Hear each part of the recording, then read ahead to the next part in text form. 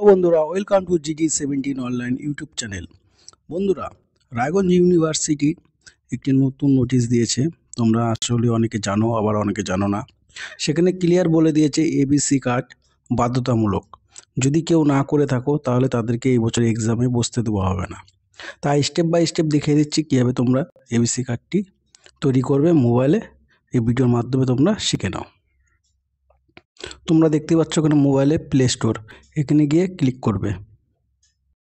তারপর তোমরা এখানে ডিজি লকার এটাকে ইনস্টল করবে। ইনস্টল করার পরে ওপেন করবে।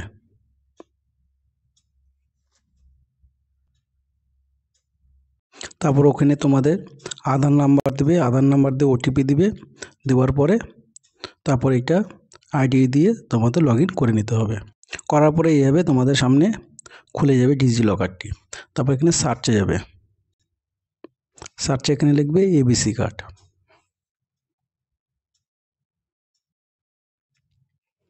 ABC identity card.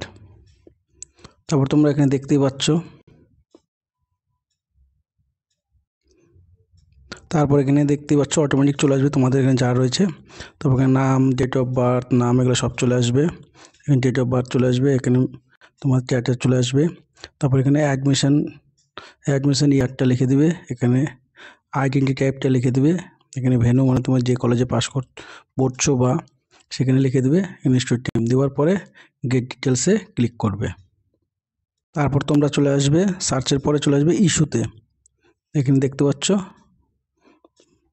এই জায়গাতে তোমরা ক্লিক করবে। দেখতে পাচ্ছ এবিসি কার্ড চলে এসেছে।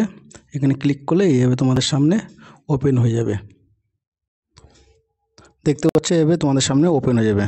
এখানে অটোমেটিক চলে আসবে আইডি নাম্বার, এখানে নাম চলে আসবে, এখানে ছবি, এবার ডিজি লকারে চলে আসবে। তারপর এখানে একটা অপশান দেখতে পাচ্ছ, তোমাদের দেখিয়ে দিচ্ছি এই অপশানটা। এখানে গিয়ে ক্লিক করবে। তারপর দেখতে পাচ্ছ এরকম ইস্যু ডকুমেন্ট, এই জায়গাতে তোমরা ক্লিক করবে। তারপর এই জায়গাতে তোমাদের এবিসি কার্ড দেখতে পাচ্ছ, এই জায়গাতে ক্লিক করতে হবে।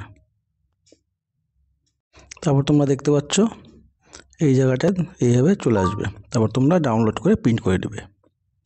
যদি ভিডিওটি ভালো লাগে তো লাইক অ্যান্ড সাবস্ক্রাইব অবশ্যই করবে।